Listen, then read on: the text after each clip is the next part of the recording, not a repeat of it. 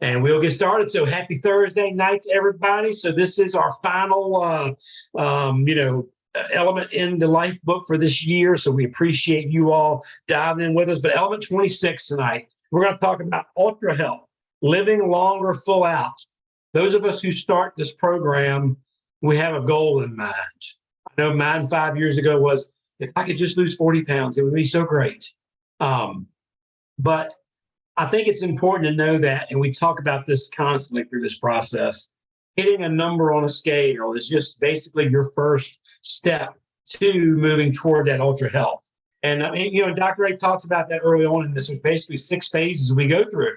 And recognition is phase 1, getting to a healthy BMI is phase 2, and then moves from there. So we're going to talk a little bit tonight about that last step, and that's ultra health. So mindset, skill set, and action, of course, outline some of the key habits of ultra health, define your progressive plan for ultra health, and lastly, explore how you can optimize your brain health. I think that's a big thing for many of us as we see. I know Allie's dealt with it, and we see parents and people who get older, and they start, their brain doesn't function like it should, or they get dementia and Alzheimer's, and we don't want to become that burden on somebody. So what can we do to take those steps? So hopefully tonight we'll shed some light on that for you. And Allie, if you're ready, I will let you get started. You're gonna let me blab, and I'll keep an eye on the time, Kenny. I want to utilize everyone's time wisely. So what I love is one of the things he says on the very opening page, that dark green page on page 512, is he said, lifestyle versus genetics. The cards you're dealt in terms of longevity actually play a much smaller role in determining lifespan than your lifestyle. So that made me feel good. That made me feel like I have something to say about, like you said, I want to live up until the day I die, which is like what my 105-year-old grandfather did, and his 104-year-old brother did, and his sister just celebrated 105 last month. So, and they all just around all the time. Now I will say they did drink from time to time. Like, they did use alcohol. They were not like me and not really using it very often or at all. So that's interesting. So maybe we have some alcohol genetics in there that's working in our favor. But the other thing I will tell you about my 105-year-old grandfather, and we're going to talk about this in here too, is he had an amazing enthusiasm for life. He had a grateful heart. He was humble. He was grateful for every single day. So he had an amazing attitude. His mindset on a daily basis was not negative. Glass was always half full, got out of bed each day, so thankful to be alive, ready to go out and serve whoever he needed to serve that day. Same with his sisters. I think there's a lot to that mindset. Our mind controls our body, right? Our mind, you've probably heard of people who live through incredible things or health things that, the doctor didn't give them much chance, but they just ignored that and just, and they just, their mindset was so incredible. It actually helped them on their healing process. So, progressive plan for ultra health is number 1, you're going to apply the habits of health transformation system and lifestyle. So you're going to stay a grazer, right? We want to keep that good portion control. We want to keep those things that we removed when we were in the weight loss phase. We just want to keep them to very low levels. So, it's not like, oh yeah, I'm bringing sugar back, I'm bringing salt back. We're not bringing, I'm eating tons of bread and pasta again. Like, we're not doing that. Bringing sodas. So all those things that we took out, we know now, first of all, a lot of them we've made it just because of our nutritional journey with the fuelings. They're things that we don't even like anymore because either they don't taste good anymore, or when we eat them, our body immediately says, ooh, no, thank you. And we go, oh yeah, that's right. That's not worth it. So that's really great. Like our 5-in-1 plan, our 4-in-2 plan actually got us to a place where we have this awareness now that we didn't have before about what feeling amazing feels like. And so when we do eat something that's off or not great, we don't continue to shove it down our throats because we have this awareness of, ugh, that doesn't feel good. And we don't want to go back to where we were. So reach and maintain optimal health. So that's what we work on. We get through the fuelings, and then maybe we are, weaning off of the fuelings, and we're going into that healthy lifestyle portion of our journey. And you find that it's like starting the 5-in-1 all over again, just because now you're going to see how strong those healthy habit areas are. Right. That because now we have to think about food. Now we have to prepare food. Now maybe we're not utilizing the fuelings as often during the day. So we have more chances to make choices with food. So, that can be a whole nother thing. And then also, just keeping those healthy habits, like the drinking of the water, the sleep, all of those, the stress management. We're going to talk about that in a minute. And then adding ultra health practices as an additional level of vigilance that focuses on increasing your resilience to aging and disease. So that third one, I would just say things like, we talked in earlier elements about going to the doctor and having them pull blood work and looking at different things with your doctor and going, how am I doing here? How am I doing here? Kenny went and talked about how he went to the doctor, and they said, look, buddy, you've done everything you can do from a healthy standpoint to manage was it your blood pressure? And he said, so you're just going to have this little smidge, because guess what? Some of those organs are operating in a way now that they're just, they're operating at this level of optimization. You're doing all the right things. So we're just going to give it a little help on the side. And there's nothing to be ashamed of with that.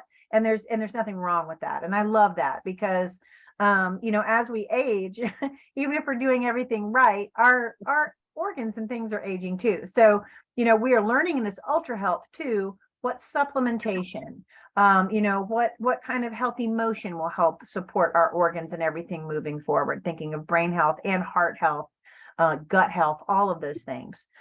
Studies show that an extension of 7 years, you can have an extension of 7 years just by maintaining a normal weight for your size, not smoking, and drinking alcohol at moderate levels. Our focus on emotional management, stress reduction, and healthy sleeping can all help us potentially live longer.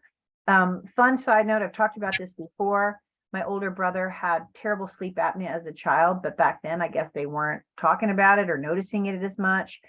He went all the way through college, finally figured out that, my parents are like, something's up with you. It's not right. And they found out he was sleeping at 45-minute intervals, and he would maybe get 2 hours of sleep a night because of his apnea.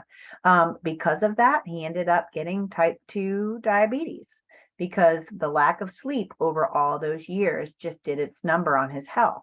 So now he's got the CPAP and he's doing great. He's doing much better. But that probably took some years off of my brother's life, and we didn't know, nobody knew, but that's how important sleep is.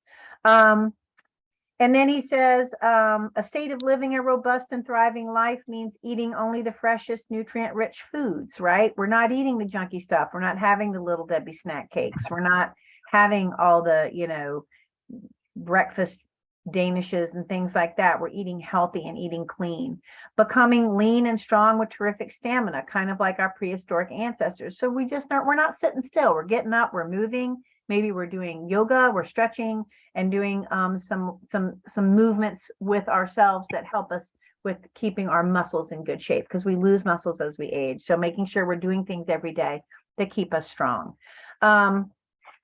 So looking on page 514, you can see the little continuum scale where we start out in sick. So someone who is living a sick lifestyle is looking at men a max of 75 years, women a max of 80 years, going into non-sick, which means you're not doing great, but you're not actively fighting any particular diseases. Again, the men 75 years, women 80. So look at that. Even in a non-sick state, you're not sick, but you're still not moving out of that age range. Then going into optimal health, where we are utilizing our healthy habits, fueling our body and our minds well. Now we're looking at 95 to 100 years. And then that ultra health is, just taking it up a notch and doing like Penny said, like that guy said, I do 30 minutes a day of walking no matter how I feel. And then also, being in touch with your doctor about, hey, where I am right now, where my organs are, my age and all that, what are great supplements, what are great vitamins, what are great activities for me to do to keep healthy. And like with my father who has dementia, we do a lot of activities that help empower that short-term memory muscle in the brain. So he has things he does every day, game wise. I'm doing this because he does it on his phone. He does not use his phone as a phone. He uses it as a game device, just so you know. So, but he does things like Sudoku, and he does things like Wordscapes, where it's puzzle solving, and that massages that. But they also told my father, you need to get up and move. You cannot be sedentary because the blood flow has to get to the brain to keep it healthy.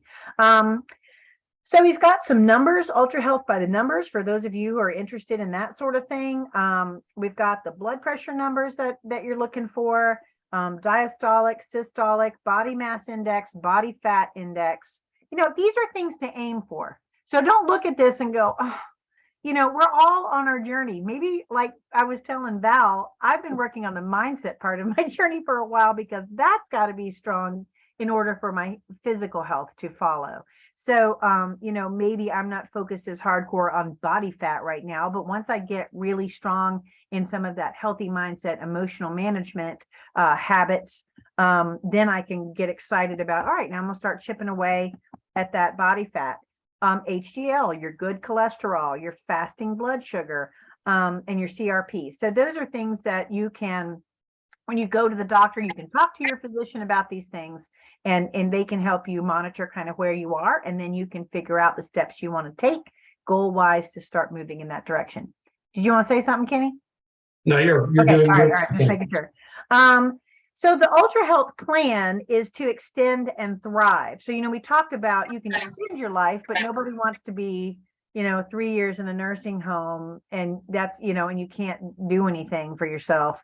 So we're talking about, we are extending the life, but in that extension, we're still able to thrive. We're still able to get up and move around and do the things that we would like to do. So it's a decision. Ultra Health is obtained by making the decision to play full out with all you have, and to organize your life and your daily choices around what's best for your physical, mental, and social well-being. So, you know, if I could take anything from this chapter, that little blurb right there, that's all we're doing. That's all this is. Let's just sum it up.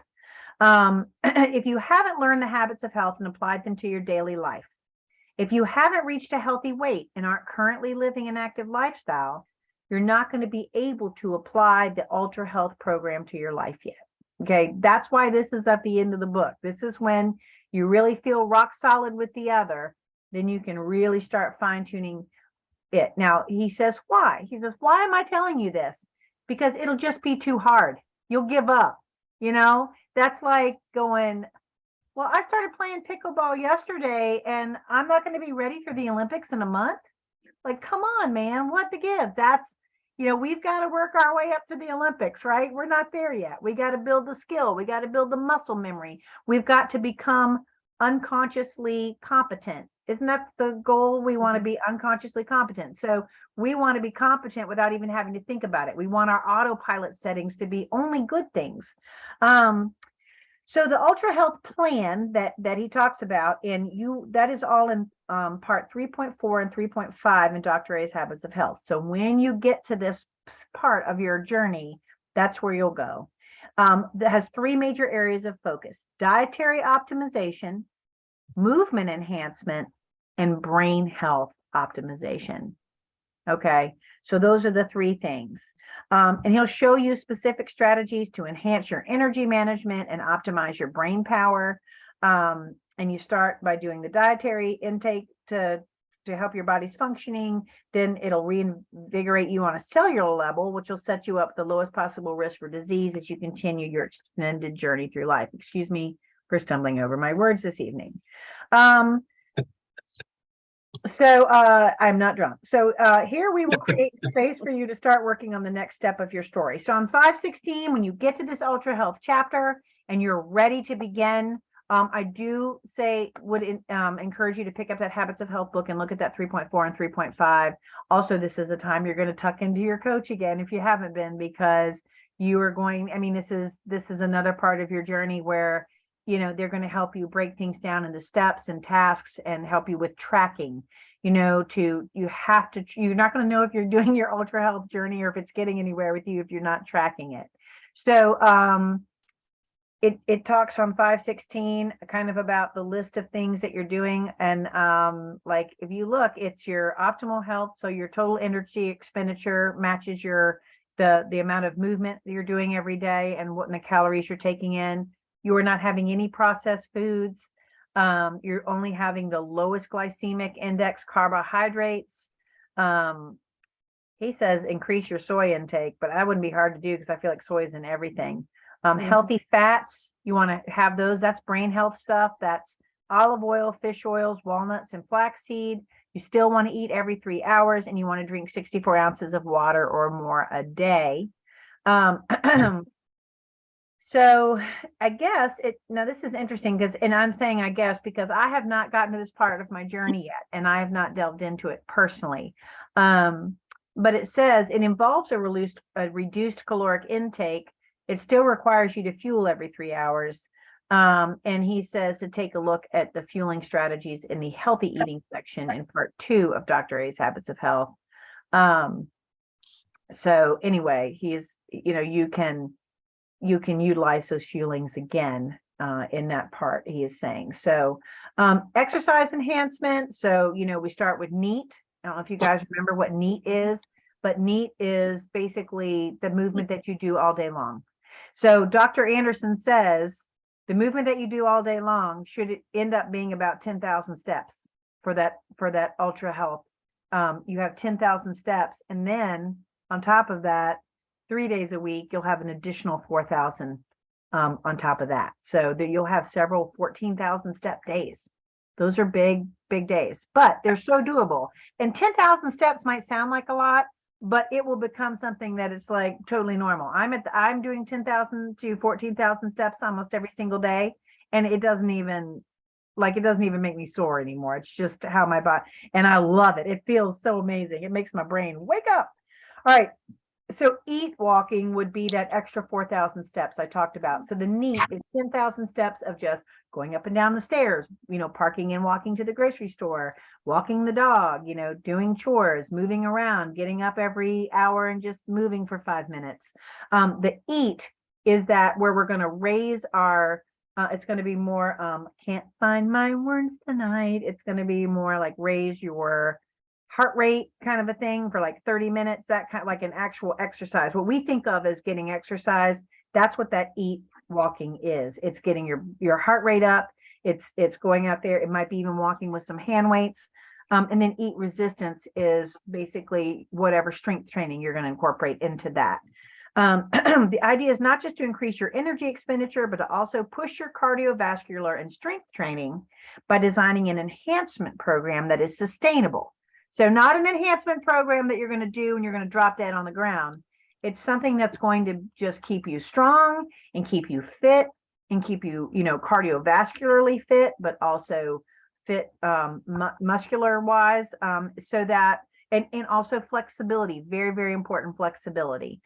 And it needs to be minimally intrusive to your busy schedule. So he's not saying you need to take 2-3 hours out of your day every day to perform this. He's like, he wants to get you in a rhythm where it's something that you can very easily fit into your day.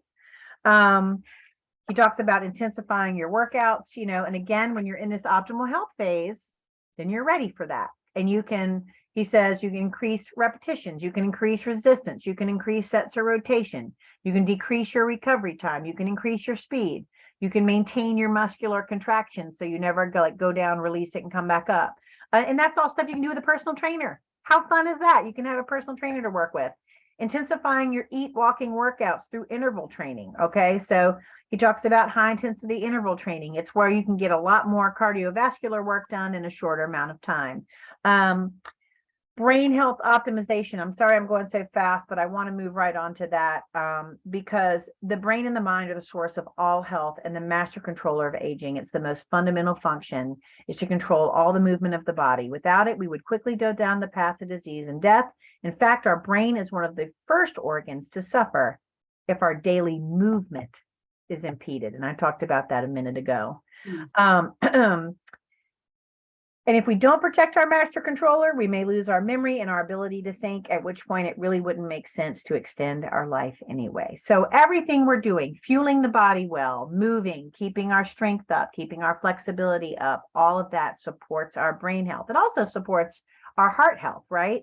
But Dr. A said he singled out the brain for special attention, not because of its central role in health and longevity, but because also it's become particularly vulnerable to energy in our rapidly advancing, technologically driven society.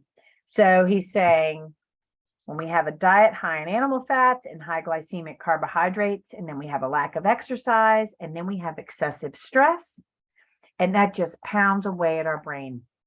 It is so bad for our brain health.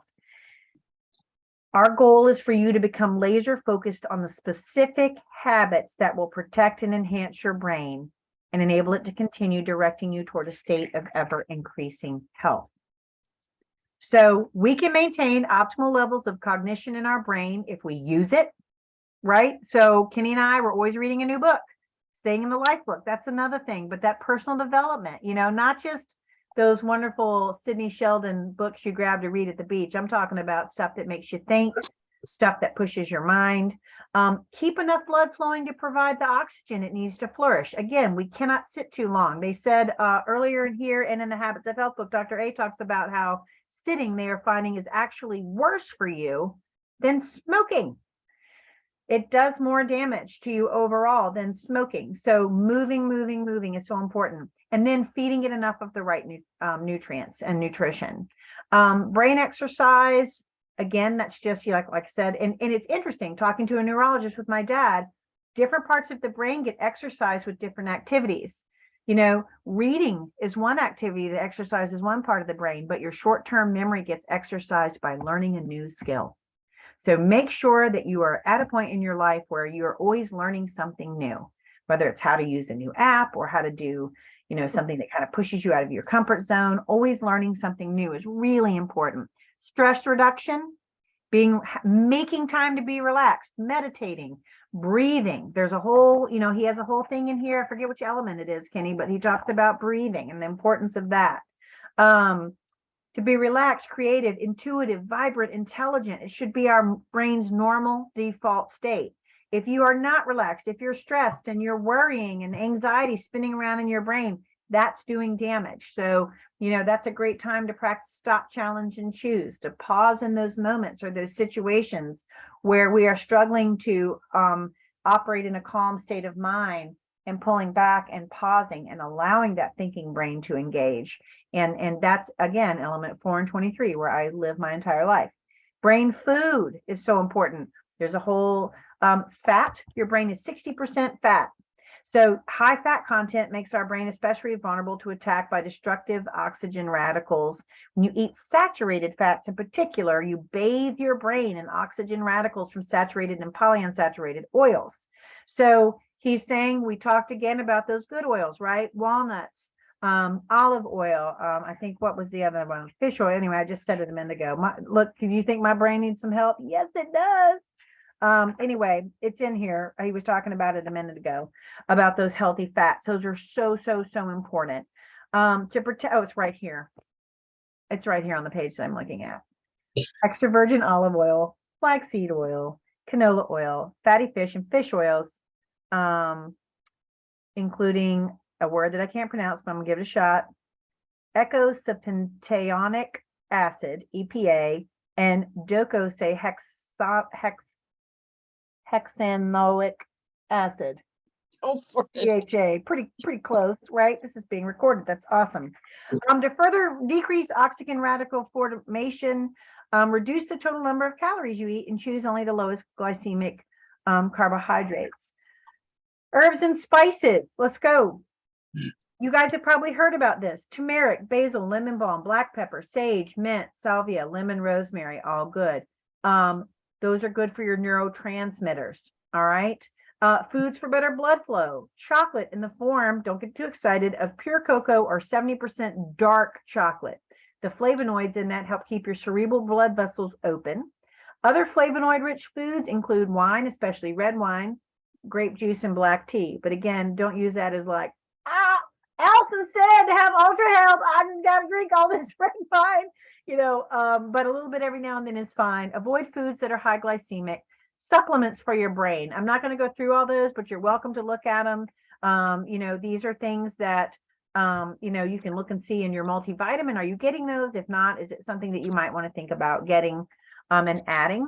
And then there's conclusive research still pending, but things like, I'm sure you've probably heard about ginkgo biloba, lecithin, and green juice products and green tea being good for your brain.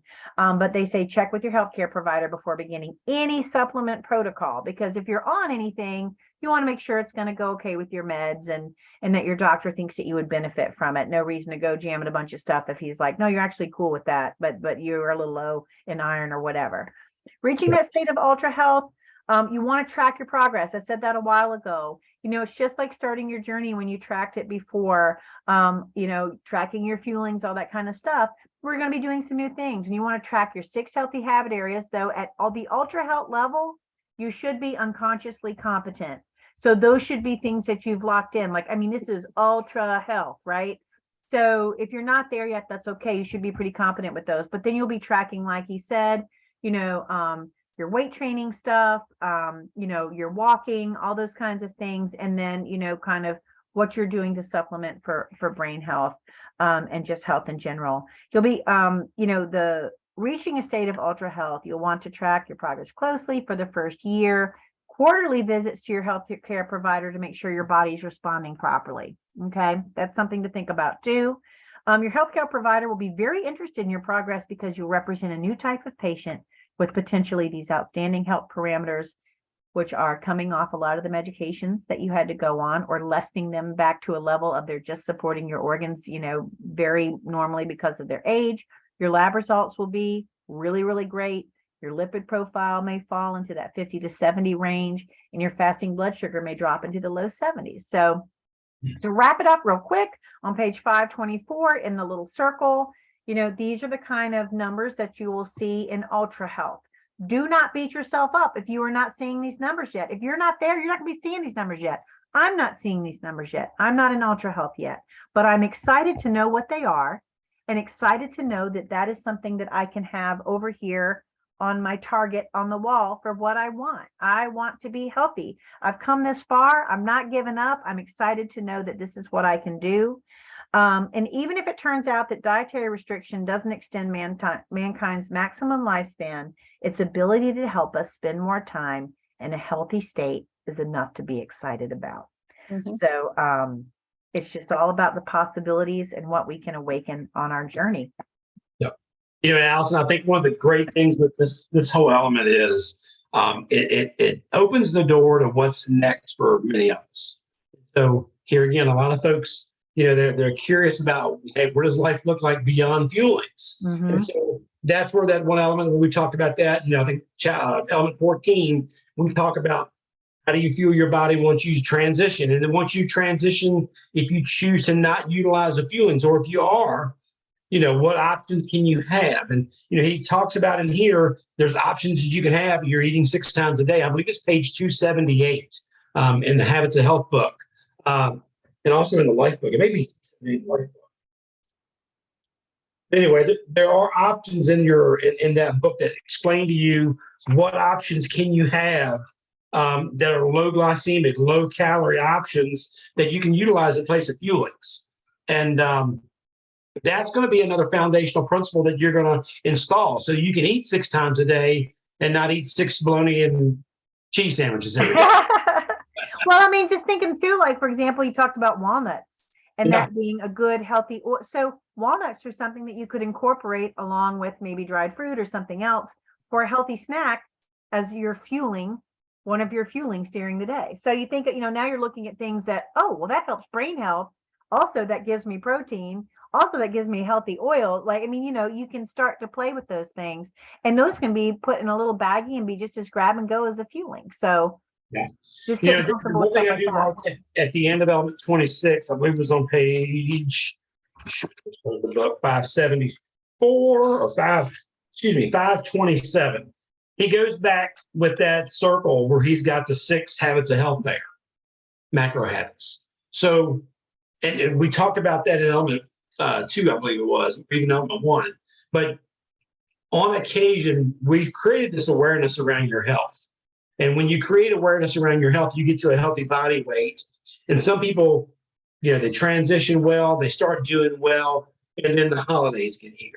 And they find that they start slipping. Some of those habits that they had in place start slipping.